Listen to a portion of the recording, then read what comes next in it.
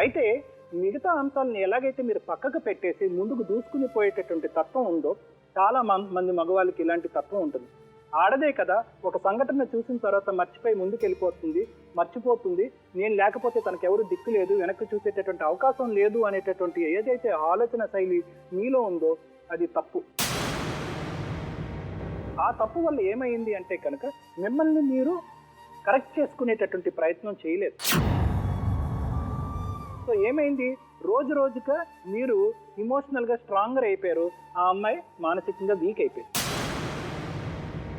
అంటే ఏంటంటే ఒక అమ్మాయి మీద, ఒక మానసిక పరిస్థితి మీద మీరు బ్యాలెన్స్ చేసుకుని, అంటే పచ్చిగా చెప్పాలి అంటే కనుక ఆ అమ్మాయి మానసిక పరిస్థితిని మీరు ఉపయోగించుకుని మీరు కావాల్సినటువంటి అవసరాలు తీర్చుకుంటూ మీరు సైడ్ ట్రాక్లోకి వెళ్ళిపోయారు. దానివల్ల ఏంటంటే ఆ అమ్మాయి మానసికంగా ఇరిగిపోయింది. అంటే ఏంటంటే మీ మీద ఇప్పుడు సింపుల్గా చెప్పాలి అంటే కనుక భర్త నాకు కావాలి అన్నా కూడా అది నమ్మకంతో చెప్పట్లేదు, అభద్రతతో చెప్తుంది. అంటే భర్త లేకపోతే నేను సమాజంలో జీవించలేను కాబట్టి ఈ మనిషి నాకు కావాలి అని చెప్తుంది. సో ఇప్పుడు మనకు ముఖ్యమైనటువంటి అంశం, ఆ అమ్మాయి మీకు కావాలన్నా మీరు ఆ అమ్మాయికి కావాలన్నా మీ ఇద్దరి మధ్యనటువంటి కావలసినటువంటి ఫౌండేషన్ పునాది ఏంటి అంటే కనుక మళ్ళీ మొదటి నుంచి మనం వర్క్ చేసుకుంటూ రావాలి. ఏంటి అంటే కనుక అది నమ్మకం అనేటటువంటిది. సో ఇది ఇప్పుడు ఆ అమ్మాయి ఆ పరిస్థితిలో, ఆ మానసిక పరిస్థితిలో ఉంది. ఒక్క మాట కూడా ఆ అమ్మాయి ఏడుస్తూ చెప్పలేకపోతుంది అంటే కనుక ఆ అమ్మాయి మీ మీద నమ్మకం లేదు, కానీ మీరు కావాలి అనుకుంటుంది. ఇది పెరగాలి అంటే కనుక, ఇది ఇంప్రూవ్ అవ్వాలి అంటే కనుక నమ్మకం పెరగాలి. ఈ రోజు మేడం సమక్షంలో మనకు కావాల్సినటువంటి ముఖ్యమైనటువంటి అంశం ఏంటంటే మీరు కలుస్తారా, ఈ రోజు ఇక్కడి నుంచి నడుచుకుంటూ వెళ్తారా అన్నది కాదు. ఏ నమ్మకాన్ని మీరు ఆ అమ్మాయికి ఇవ్వగలరు, మీ ప్రవర్తనలో ఎటువంటి లోపభూయిష్టాలు ఉండవు అని చెప్పి రానున్న రోజుల్లో మీరు ఎలా చూపెట్టగలరు.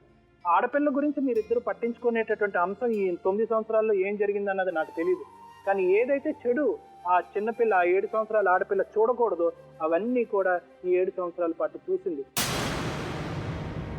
దీన్ని బట్టి ఆ అమ్మాయి మనసులో కూడా అభద్రత పెరిగిపోతుంది. కాబట్టి ఆ పాప మల్లేశ్వరి వీళ్ళిద్దరు మనసుల్లోంచి మీరు అభద్రత తీసేసి నమ్మకం పెంచితే కనుక మీరు సంతోషంగా ఉండేటటువంటి అవకాశం ఉంటుంది.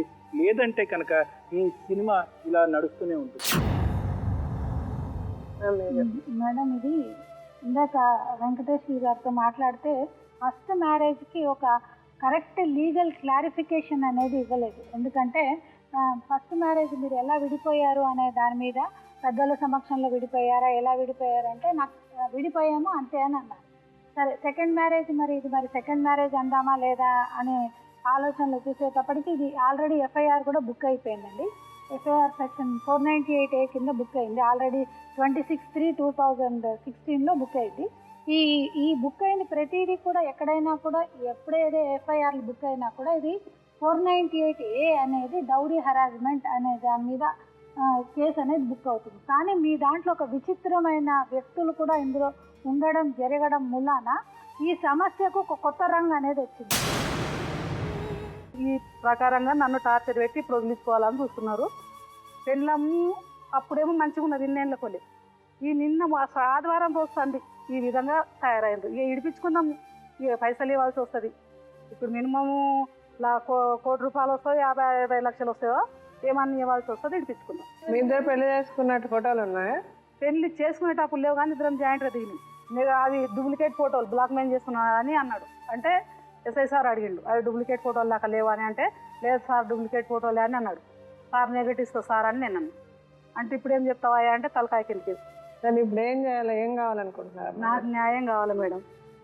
న్యాయం అంటే ఏంటి? ఇప్పుడు ఆయన ఏం చెప్తాడు, నాకు ఈ వద్దు, నా భార్య పిల్లల దగ్గరనే ఉంటా అంటే నాకు 17 ఏళ్ళ కోలే నాకు ఏమి ఇజ్జత్ దావా కట్టిస్తావు, నాకు ఏం పాయమాలు కట్టిస్తావు, ఏ లెక్క ప్రకారం వదిలి పెడతావు, ఏ లెక్క ప్రకారం పెళ్లి చేసుకున్నావు, నన్ను ఎందుకు చేసుకున్నావు నువ్వు పెళ్ళిలో ఉండంగా?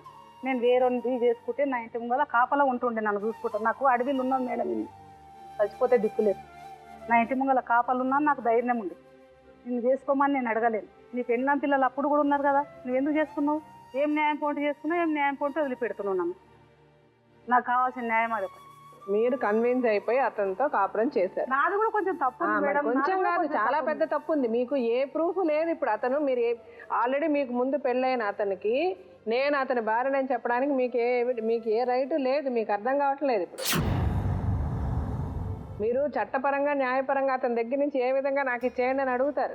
మరి ఆయన నా దగ్గరికి ఎట్లా వచ్చింది మేడం? మీకు బుర్ర లేదండి అని చెప్తున్నా. వాళ్ళకి బుర్ర బాగుంది, వాళ్ళు తెలివిగా వాళ్ళు వాళ్ళని తెలివిగా చేసుకున్నారు, మీరు తెలివిగా చేసుకోలేరని చెప్తున్నా. ఇప్పుడు లేదు మేడం, మీరు అన్ని రకాల మోసపోయారు. అన్ని రకాల మరి అదే మరి చెప్పేది. నేను నడి సముద్రంలో మనం ఏదో మనం చిన్న మీరు కనీసం మీ కొడుకుని మనసులో పెట్టుకొని కూడా మీరు జాగ్రత్త తీసుకోలే. ఇప్పుడు ఆ అబ్బాయికి ఈ వయసులో అబ్బాయికి అవసరమేది? ఎంత అవమానం ఆ అబ్బాయికి. మా అవమానం భరించుకోలేదు. మీకు పర్వాలేదు, ఆ అబ్బాయి రేపు వెళ్ళి వాళ్ళ ఫ్రెండ్స్ నో వాళ్ళ కాలేజ్ లో ఎట్లా తలెత్తు తిరగలుగుతాడు అబ్బాయి? మీరు చేసే వెధవ పనుల వల్ల, మీ తల్లిదండ్రులు చేసే వెధవ పనుల వల్ల పిల్లలకి ఎంత కష్టం. నేను చస్తేనే అంత పోతుంది మేడం. నేను మీరు చేస్తే ఏం పోతుంది? చేస్తే ఏం పోతుంది? ఆ పిల్లోడికి పోయిన మర్యాద వస్తుందా అమ్మా? మీరు చేస్తే ఆ పిల్లోడికి పోయిన మర్యాద వస్తుందా? మరేంటి మరి? నాకు మార్గం ఏం లేదు మేడం. ఇది మీరందరూ బాగానే ఉన్నారు, ఆ పిల్లోడు బతుకైనా ఆలోచన. నాకు వేరే మార్గం లేదు మేడం. నాకు వేసేరన్యం ఉన్నది. వాడిని చూసుకొని ఇన్ని రోజులు ఈ తప్పుకు అంగీకరించిన కూడా వాడిని చూసుకొని చేసిన. అది చాలా తప్పమ్మా. తప్పుకు అబ్బాయిని తప్పుకు అంగీకరించానని చెప్పకండి. మీరు కష్టపడి పని చేసుకుంటే భర్త అన్నోడు లేకుండా పని చేసుకొని మీరు బతకలేరా? అతనుండి మీకేం ఊడబడి చేశాడని మీరు అతనితో ఉన్నారు చెప్పండి. మేడం పనికి మరేంటి మరి చేసిన పని ఏంటి? మీరు ఈ రోజుల్లో కూడా మనం ఏంటి ఇంత ప్రపంచం ఇంత మారిపోయింది, ఇంత అడ్వాన్స్ అయ్యాము. ఆడవాళ్ళ గురించి ఇన్ని కోట్లు, ఇన్ని చట్టాలు, ఇన్ని న్యాయాలు ఇంత వచ్చిన తర్వాత కూడా మనం ఇంకా ఇలా తప్పులు చేస్తూ, మీరు తప్పు చేసింది పర్వాలేదు, పిల్లల జీవితాలు కదా నాశనం చేస్తున్నారు. నన్ను చిన్న తిప్పలు పెట్టలేడు మేడం. తిరుపతిలో 2 రోజులు దాచిండు పోలీసు వాళ్ళు పట్టకపోతుంటే. ఈ చార్నాడు ఒక రోజు దాపెట్టిండు. ఇంత తిప్పలు. మీరేమైనా చిన్న పిల్లలా అమ్మ? కాదు మేడం. మరి అందుకని మీరు ఇది నాకు ఈ మాట అంటే చాలా కోపం వస్తుందమ్మా. తెలివి లేదని ఎవరన్నా అంటే నాకు చాలా కోపం. అట్లా మాట్లాడకండి, తెలివి లేదనకండి. ఇప్పుడు మీరు కష్టపడుతున్నారు, మీరు బాధలో ఉన్నారు, నాకు బాధ ఉంది. అతని పేరు ఏమన్నారు? చంద్రయ్యనా? సరే ఇప్పుడు అతను వాళ్ళని పిలిచి మాట్లాడదా, ఏం చెప్తారు? రండి.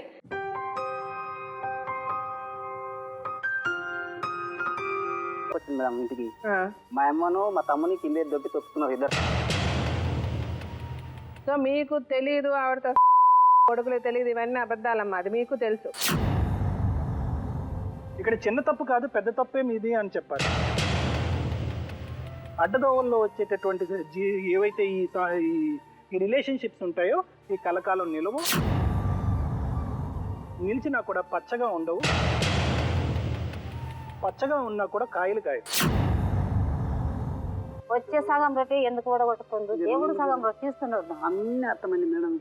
ఉండండి, ఆవిడ మాట్లాడి వచ్చినప్పుడు ఇదే ఇప్పుడు ఏమన్నా అంటే సింపుల్ పట్టున కొట్టుకోం. మీరు తిరిగి కొట్టుంటే బాగుండేది. రాకు ఇంటికి రాకు. రాకు ఇంటికి రాకు కానీ పోరా.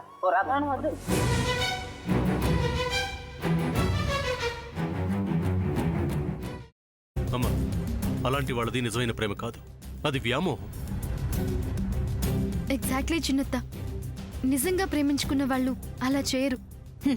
ఎంత మనసు విరిగిపోతే కన్న కూతుర్ని పట్టుకొని మా దృష్టిలో చచ్చిపోయా ఉంటుందా తల్లి? అది సరే అమ్మా, తన కూతురుతో తన మాట అనేటప్పుడు ఆమె మాటల్లో వ్యథ, కళ్ళల్లో బాధ గమనించావమ్మా? పెద్దబాబుకు బర్త్డే విషెస్ చెప్పు కూడా వెళ్ళాం కదా. ఊరికే ఎలా కాలిపోతుంది? మంట పెడితేనో పడితేనో తగలబడుతుంది.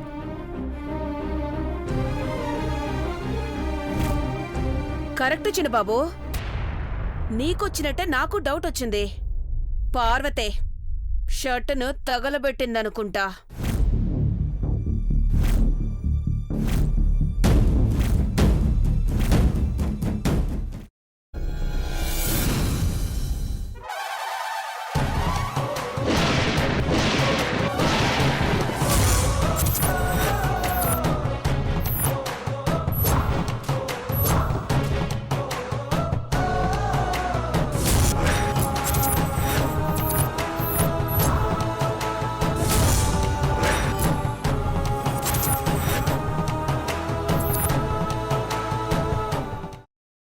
తర్వాత పొట్టు తీసేసి చాప్ చేసి పక్కన పెట్టుకోవాలి.